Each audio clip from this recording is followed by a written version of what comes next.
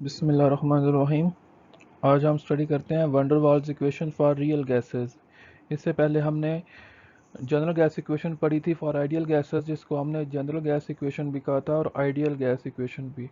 फिर second last lecture में हमने देखा कि वो गैसेस, रियल गैसेस जो हैं वो आइडियल गैस इक्वेशन को फॉलो नहीं करती, वो उस कंप्रेसिबिलिटी फैक्टर से डेविएट कर गई थी। उससे फिर हमने बाद उसकी कॉजेज़ देखी कि गैसेस, रियल गैसेस ने आइडियल बिहेव क्यों नहीं किया।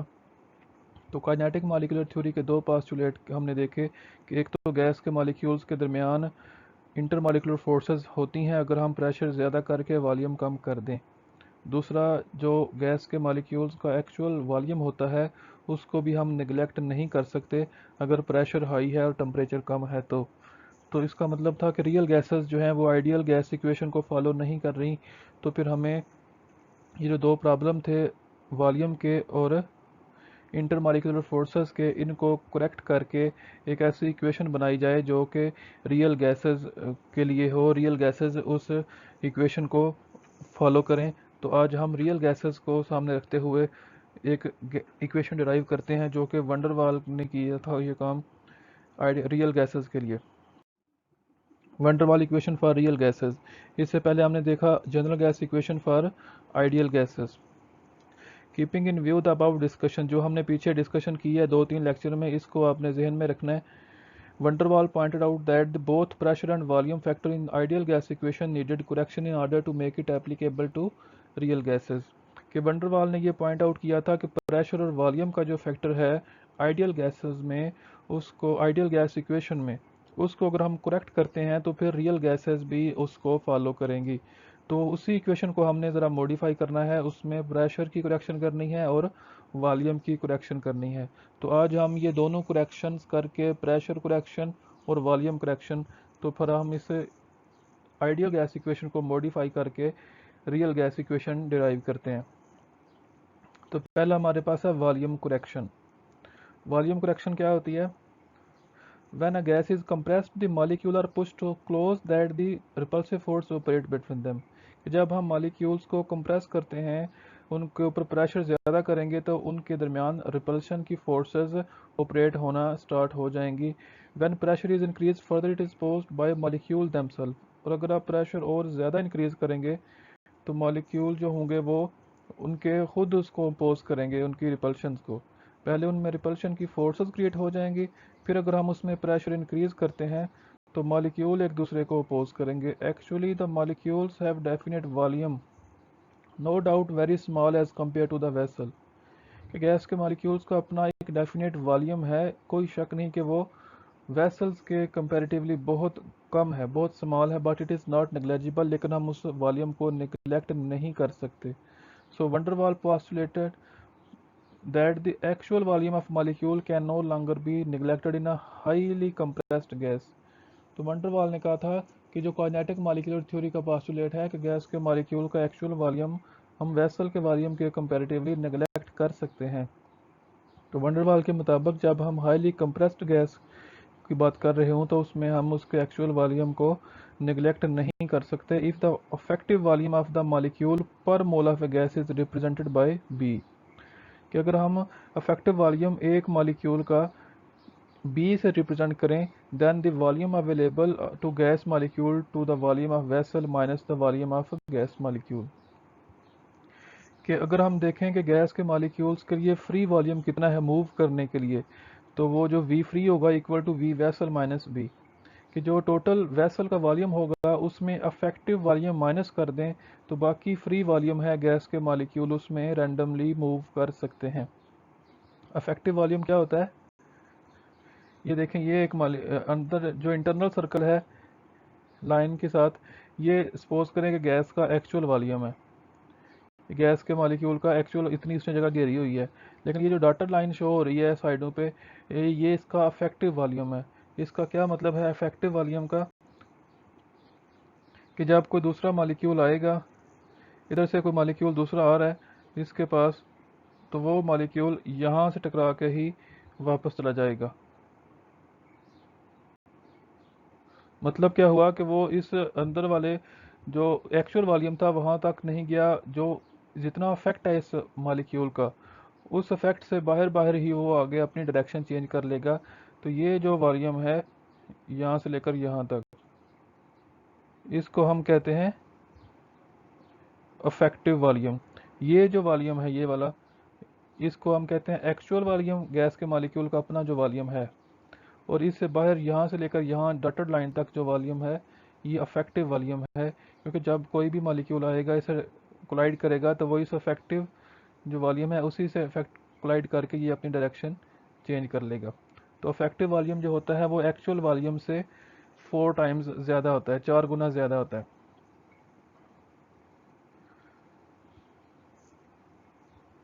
अफेक्टिव वॉल्यूम को हम बी से रिप्रेजेंट करते हैं। V free is that volume which is available to gas molecule, कि ये वो वॉल्यूम है जो गैस के मॉलिक्यूल को मूव करने के लिए अवेलेबल होगा। The factor B is term as excluded volume which is constant and characteristics of gas के। जो फैक्टर वी होगा ये अफेक्टिव वॉल्यूम है, एक्सक्लूडेड वॉल्यूम है, जो कि एक गैस के लिए कांस्टेंट होगा। गैस चेंज करेंगे तो उसका अफेक्टिव वॉल्यूम बी भी चेंज हो जाएगा। It's value depends upon the size of the gas molecule. इसका मतलब है डिफरेंट गैस होगी तो उसका बी की वैल्यू डिफरेंट हो जाएगी। It is interesting to know that the excluded volume is not equal to the actual volume of the gas molecule। कि जो excluded volume या effective volume है ये गैस के actual volume में नहीं है। जो हमने लास्ट पेज पे देखा कि जो इंटरनल सर्कल था वो एक्चुअल वॉल्यूम था, जो डॉटेड सर्कल था बाहर वो उसका अफेक्ट था वहाँ तक।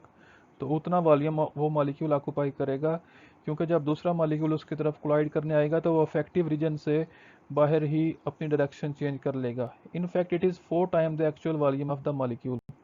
कि जो एक्सक्लूडेड वॉल्यूम या अफेक्टिव वॉल्यूम है वो एक्चुअल वॉल्यूम से 4 टाइम्स है। ये देखें b is equal to 4 V m. V m हमारे पास क्या है, V m is the actual volume of 1 mole of gas molecule. B हमारे पास अफेक्टिव या excluded volume of 1 mole of gas है। It is that volume of gas which is occupied by 1 mole of gas molecule in highly compressed state. कि जब हम highly compress करेंगे, molecule एक दूसरे के करीब करीब होंगे तो उस टाइम जो उस वक्त जो इनका वॉल्यूम होगा वो होगा हमारे पास एक्सक्लूडेड वॉल्यूम। लेकिन हम ये लिक्विड स्टेट में नहीं करेंगे, क्योंकि हम ये गैस का बिहेवियर देख रहे हैं तो लिक्विड स्टेट में नहीं होना चाहिए। क्योंकि हम जब कंप्रेस करते हैं, टेम्परेचर कम करते हैं तो गैस लिक्विफाई हो जाती है। तो लिक्विड स्टेट में नहीं, ये हाईली कंप्रेस्ड गैस स्टेट की बात कर रहे हैं। तो ये हमारा था pressure volume correction, B is equal to 4 V M. अब हम देखते हैं प्रेशर करेक्शन। तो प्रेशर करेक्शन क्या होती है? A molecule in the interior of a gas is attracted by other molecule on all sides। कि एक गैस के अंदर एक मॉलिक्यूल होगा दरमियान में, तो वो मॉलिक्यूल हर तरफ से अट्रैक्ट किया जा रहा है। अट्रैक्शन की फोर्सेस हैं अगर उसके ऊपर प्रेशर ज़्यादा है तो। So these attractive forces are cancelled out.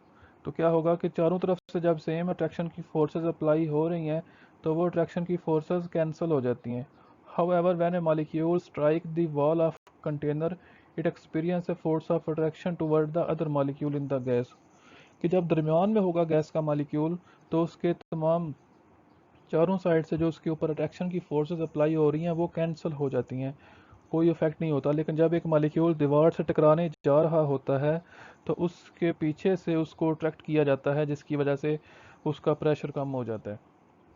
कि अगर गैस के मॉलिक्यूल, गैस हाईली कंप्रेस्ड हो, उसके मॉलिक्यूल्स में इंटर मॉलिक्यूलर फोर्सेस हों, रियल गैसेस के केस में जब एक मॉलिक्यूल कंटेनर की वॉल से टकराने जा रहा होगा तो पीछे से अट्रैक्शन की फोर्सेस उसको अट्रैक्ट करके उसकी जो टकराने की स्पीड है या शिद्दत है उसको कम कर देंगे, तो प्रेशर में कमी आ जाएगी। However, when a molecule strikes the wall of container, it experiences a force of attraction toward the other molecule in the gas। जब एक मॉलिक्यूल कंटेनर्स की वॉल को टकराएगा तो वो उसको पीछे से अट्रैक्शन की फोर्सेस पैदा हो जाएगी बाकी दूसरे गैस के मॉलिक्यूल की तरफ से। This decrease the force of its impact on the wall. तो जितनी शिद्दत से वो टकराना चाह रहा था उन दीवारों से, उतनी शिद्दत से वो नहीं टकरा पाएगा, क्योंकि पीछे से अट्रैक्शन की वजह से उसकी स्पीड, उसकी काइनेटिक एनर्जी कम हो गई है। अब कहते हैं कंसिडर करें कि एक मॉलिक्यूल ए है which is unable to create pressure on the wall due to the presence of attractive forces due to B type molecule. कि एक ए टाइप मॉलिक्यूल दीवार से टकराने जा रहा है, पीछे से बी टाइप मॉलिक्यूल ने उसको अट्रैक्ट किया है, तो उसका प्रेशर कम हो गया। जैसे ये देखें कि जब ये मॉलिक्यूल ए दरमियान में है तो बी टाइप मॉलिक्यूल उसको चारों तरफ से अट्रैक्ट कर रहे हैं, तो वो कैंसिल हो जाएगा। अब अगर वो इस साइड पे है दीवार के साथ, तो ये ऊपर और नीचे वाले तो कैंसिल हो जाएगा बी टाइप, लेकिन इस तरफ दीवार की तरफ मॉलिक्यूल नहीं है, इस तरफ जो मॉलिक्यूल है वो इसको अट्रैक्ट करेगा, तो इनवर्ड पुल आने, तो एक के साथ इनवर्ड पुल होगा, अंदर की तरफ इसकी अट्रैक्शन हो जाएगी। अब ये अगर हम देखें कि ये जो ए टाइप मॉलिक्यूल है ये दीवार के ऊपर टकराने जा रहा है, ये बी टाइप 3 मॉलिक्यूल उसको पीछे अट्रैक्ट कर रहे हैं, वो आगे जाना चाह रहा है, उसको 3 मॉलिक्यूल पीछे अट्रैक्ट कर रहे हैं, तो जो उसका प्रेशर होना था इन 3 मॉलिक्यूल की गैर मौजूदगी में, अब वो प्रेशर नहीं होगा, क्योंकि इनकी अट्रैक्शन की वजह से प्रेशर में कमी आएगी। तो velocity of A molecule reduced, कि जो ए मॉलिक्यूल की वेलोसिटी थी, जितनी वेलोसिटी से ये टकराने जा रहा था, अगर ये 3 मॉलिक्यूल ना होते या इनमें इंटर मॉलिक्यूलर फोर्सेस ना होती, तो इसका जो आइडियल सेंस वाला प्रेशर होना था। अब रियल गैस की बात कर रहे हैं हाईली कंप्रेस्ड स्टेट में, तो ये 3 बी टाइप मॉलिक्यूल इसको पीछे अट्रैक्ट करेंगे, तो ये मॉलिक्यूल टकराएगा, लेकिन इसका पोटेंशियल वो नहीं होगा, प्रेशर में कमी आएगी। Let's observe pressure on the wall of container is P, कि जो प्रेशर P है ये वो वाला प्रेशर है जो प्रेशर हमें ऑब्जर्व हुआ है, आइडियल प्रेशर नहीं है। इंटरमॉलिकुलर फोर्सेस, अट्रैक्शन की फोर्सेस की वजह से जो प्रेशर में कमी आई, कमी आने के बाद जो प्रेशर हमें मिला वो P है। This pressure is less than the actual pressure, ये आइडियल केस में PI है। अगर गैस आइडियल हो तो ये प्रेशर PI होगा, आइडियल गैस नहीं थी, मॉलिक्यूल्स में अट्रैक्टिव फोर्सेस थी, प्रेशर कम हो गया, तो वो कम होने के बाद जो प्रेशर है वो P है, और जो प्रेशर में कमी आई है वो P प्राइम है।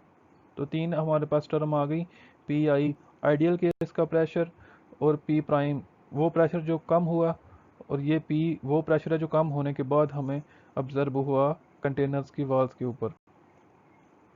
तो अगर हमने निकालना हो ऑब्जर्व प्रेशर कि जो इंटरमॉलिकुलर फोर्सेस या अट्रैक्शन की फोर्सेस की वजह से हमें मिला, तो P equal to P ideal minus P prime, कि जो कमी आई है उसको माइनस कर दें आइडियल में, तो वो आपका प्रेशर होगा observed pressure. PI is a true kinetic pressure if the force of attraction would have been absent।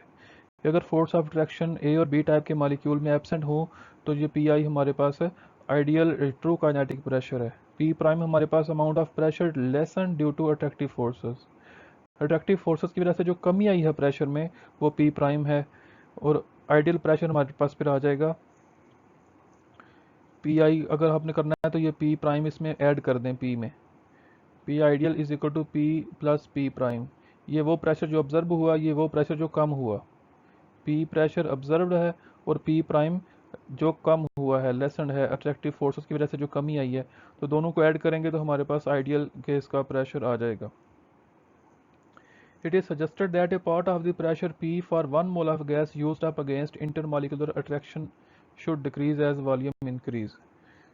कहता है ये हमारे पास जो P प्राइम है ये वो कमी है गैस के मॉलिक्यूल प्रेशर की जो अट्रैक्शन की फोर्सेस की वजह से आई है, लेकिन अगर हम वॉल्यूम को इंक्रीज करें, गैस के मॉलिक्यूल का इंटर मॉलिक्यूलर डिस्टेंस इंक्रीज करेगा, तो उनमें अट्रैक्शन की फोर्सेस कम हो जाएंगी, जिसकी वजह से ये जो ऑब्जर्व प्रेशर P है ये ज़्यादा हो जाएगा। Consequently, the value of P prime in term of a constant A, which is account for attractive forces and volume V of the vessel can be written as। तो जो फिर P prime की value होगी constant A के हिसाब से, जो constant है ये अट्रैक्टिव फोर्सेस के सेंस में लिया जाता है कि अट्रैक्टिव फोर्सेस ज़्यादा होगी, कांस्टेंट की वैल्यू A की ज़्यादा होगी, अट्रैक्टिव फोर्सेस कम होगी, कांस्टेंट A कम होगा। तो इसको फिर हम P प्राइम को किस तरह से लिखते हैं, P prime equal to A over V square. इसको हम प्रूव करते हैं कि P prime equal to A over V square किस तरह से है। तो इसको प्रूव करने के लिए कहता है जो प्रेशर में कमी आई है P प्राइम, ये A और B के दरमियान अट्रैक्टिव फोर्सेस होने की वजह से आई है। इसका मतलब है अगर कंसंट्रेशन A टाइप मॉलिक्यूल और B टाइप मॉलिक्यूल की कंसंट्रेशन ज़्यादा होगी तो उनमें अट्रैक्शन भी ज़्यादा होगी, अगर उनमें अट्रैक्शन ज़्यादा होगी तो ये जो P प्राइम है प्रेशर कम हुआ है ये भी फिर ज़्यादा कम होगा। P prime is determined by force of attraction between molecule of type A which are striking the wall of the container and molecule of type P which are pulling them inward। कि P prime हमारे पास वो pressure में कमी है जो कि A और B के दरमियान अट्रैक्शन की वजह से पैदा हुई है। A टाइप मॉलिक्यूल जो है दीवार से टकराने जा रहे हैं, B टाइप मॉलिक्यूल उनको पीछे पुल कर रहे हैं, खींच रहे हैं। तो खींचने से जो प्रेशर में कमी आई है उसको P प्राइम कहते हैं। The net force of attraction is proportional to the concentration of A type molecule and B type molecule. कि जो हमारी अट्रैक्शन की फोर्सेस है वो उनकी कंसंट्रेशन के डायरेक्टली प्रोपोर्शनल होगी। तो हमारे पास ये देखें P prime is directly proportional concentration of A and concentration of B type molecule. Let n is the number of moles of A and B separately and total volume of both type of molecules V, then n over V is the mole per decimeter cube of A and B separately। कि P prime वही है, proportionality का sign है। अब यहाँ पे जो concentration थी उसको हमने नंबर ऑफ मोल पर डेसिमीटर क्यूब कर लिया, ये भी नंबर ऑफ मोल पर डेसिमीटर क्यूब हो गए। तो हमारे पास P प्राइम ये n स्केयर और V स्केयर हो गया। प्रोपोर्शनैलिटी का साइन ख़त्म करेंगे तो हमारे पास कांस्टेंट A आएगा। तो ये हमारे पास प्रेशर की करेक्शन हो गई। P prime equal to N A square, A N square और V स्केयर। ए हमारे पास कांस्टेंट ऑफ प्रोपोर्शनैलिटी है। अगर हम 1 मोल गैस कंसिडर करें तो ये हमारा n भी 1 हो जाएगा। तो P prime equal to A और V स्केयर। तो ये पीछे जो हमने फिर लगाया फैक्टर वो उसको हमने प्रूव कर लिया कि जो प्रेशर में कमी आती है वो उसके वॉल्यूम के इन्वर्सली प्रोपोर्शनल होती है। अगर हम उसको कंप्रेस कर देंगे तो वॉल्यूम कम कर देंगे तो वो P प्राइम ज़्यादा हो जाएगा, अगर वॉल्यूम ज़्यादा करेंगे तो P प्राइम कम हो जाएगा। तो ये हमारे पास आगे करेक्शन होके P prime equal to A और V square for 1 mole of gas. Greater the attractive forces among the gas molecule smaller the volume of vessel, greater the value of lessen pressure P। अगर आपके पास attraction की forces ज़्यादा होंगी, vessel का volume कम होगा, तो P prime की value भी ज़्यादा हो जाएगी। क्योंकि वॉल्यूम कम होगा, अट्रैक्शन की फोर्सेस ज़्यादा होंगी, तो मॉलिक्यूल जो दीवार से टकराने जा रहा है उसकी शिद्दत में और कमी आ जाएगी अट्रैक्शन ज़्यादा होने की वजह से, तो P प्राइम बढ़ जाएगा। This is called coefficient of attraction और अट्रैक्शन पर यूनिट वॉल्यूम। तो अट्रैक्शन जो है उसका कोफिशिएंट है A कांस्टेंट। पीछे हमने इफेक्टिव वॉल्यूम में B कांस्टेंट लिया, ये A और B हमारे पास वंडरवाल कांस्टेंट है। It has a constant value for a particular gas. A की भी वैल्यू एक पार्टिकुलर गैस के लिए कांस्टेंट होगी, और जो इफेक्टिव वॉल्यूम B था उसका भी हमने कहा था कि इसकी वैल्यू भी कांस्टेंट है for a particular gas. Thus effective kinetic pressure of gas is given by PI ideal case में, which is the pressure if the gas would have been ideal। कि अगर गैस के मालिक्यूल के दरमियान कोई inter molecular forces नहीं होगी तो जो मालिक्यूल दीवार से टकराने जा रहा है वो पूरी शिद्दत से टकराएगा। तो आइडियल केस का ये प्रेशर PI होगा। तो ये किसके इक्वल है? PI equal to P plus P prime था पहले, PI is equal to P plus P prime. तो P प्राइम की हमारे पास वैल्यू आ गई A और V स्केयर, तो A और V स्केयर हमने लगा दिया। तो ये हमारे पास करेक्शन आ गई प्रेशर की भी और वॉल्यूम की भी। अब जो हमारी जनरल गैस इक्वेशन थी उसमें प्रेशर की जगह पे ये रख दें और वॉल्यूम की जगह पे वो वैल्यू जो हमने पीछे डिराइव की है। Once the correction of pressure and volume are made, the kinetic equation for 1 mole of a gas can be constructed by taking pressure and volume for 1 mole of a gas। जब एक दफ़ा हमने pressure और volume की correction कर ली है तो अब जो हमारी काइनेटिक इक्वेशन है उसको हम कंस्ट्रक्ट कर सकते हैं।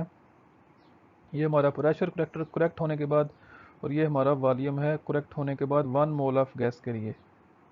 General gas equation for 1 mole of ideal gas. तो ये हमारी पास जनरल गैस इक्वेशन है PV equal to RT। PV equal to nRT था, n हमने 1 रख दिया 1 मोल के लिए। तो अब यहाँ पे P की जगह पे ये रखें वैल्यू जो हमने करेक्शन की है प्रेशर की, और V की जगह पे ये रखें जो हमने वॉल्यूम की करेक्शन की है। अब van der Waals equation for 1 mole of real gas क्या बन जाएगी? P प्लस A और V square V minus V। तो ये जहाँ पे P था वहाँ पे हमने करेक्टेड वैल्यू रख लिया रियल गैस के लिए, और जहाँ पे V था आइडियल के सेंस में वहाँ पे V माइनस B लगा दिया रियल गैसेस के लिए इक्वल टू RT वैसे ही है।